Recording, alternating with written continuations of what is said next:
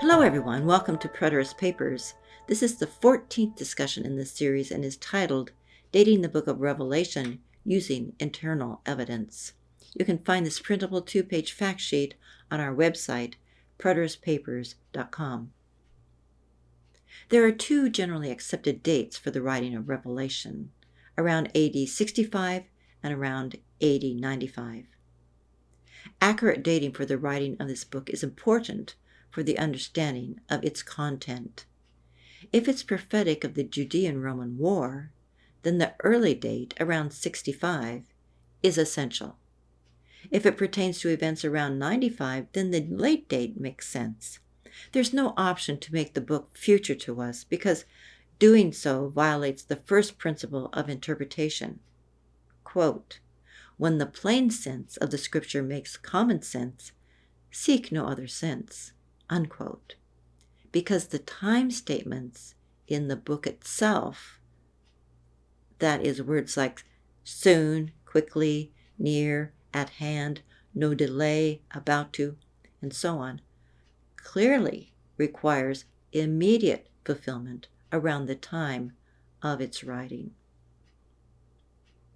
Late-date advocates rely primarily on a single piece of external evidence, namely, a 4th century historian who reported on a statement of a 2nd century writer named Irenaeus, who recalled a statement from a 1st century student of John, the writer of Revelation.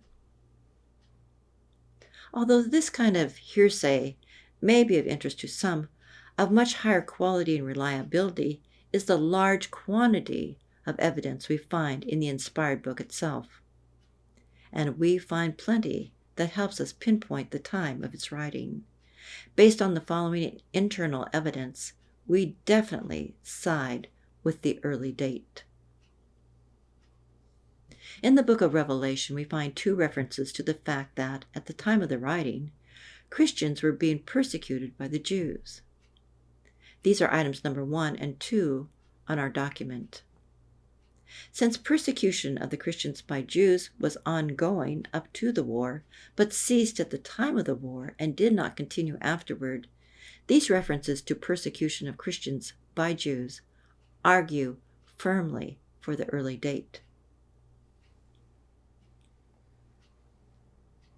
We find 4 passages that highlight 3.5 years in various ways.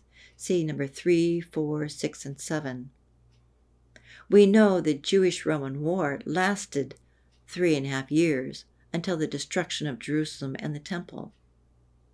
So if we take the early date, we have a very compelling event to tie to the repeated references to 3.5 years. Couple that with Jesus' prediction of the trampling of the holy city by the Gentiles in his generation, it's what some may call a lock. If you take the late date, it's unclear what the repeated and apparently very significant 3.5 years would refer to around AD 95. John, the author, identifies Jerusalem specifically as the great city in Revelation 11:8. See item number 5. The great city occupies much attention in this book. She is the proud, boastful harlot who declares that she can never be a widow. In other words, Yahweh will always be her husband and favor her.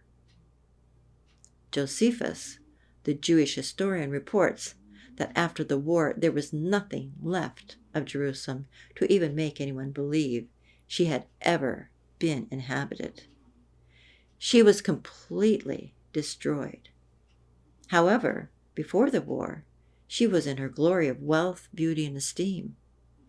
This book was clearly written before her demise, while she was still a great city, and this argues inexorably for the early date. See items 5, 9, 11, and 12. There are 2 passages that we believe identify Nero as the current emperor during the time of John's writing. We know from history that he reigned from AD 54 to 68, that is, before and at the beginning of the war. You can see those explanations in number 8 and 10. The book of Revelation makes consummate sense as a prophetic book in light of the early date. It was prophetic of the last days of the Old Covenant. However, it becomes very obscure, subjective, and nonspecific with the late date, and subject to all kinds of unfounded speculation. Unfortunately, the futurist orientation to the book has obscured the very pertinent principles we can draw from these scriptures for our lives and our world situation. The futurist orientation has created two opposite aberrations. One is an unnatural obsession with analyzing the beast system or trying to identify the Antichrist or blood moons or the end of the world and so on, as well as a sad waiting for the presence of God, who is already here with us. The opposite aberration is a kind of smug disinterest because of all the craziness surrounding this book, unassuming of a spiritual high ground, so to speak, because they ignore the book of Revelation.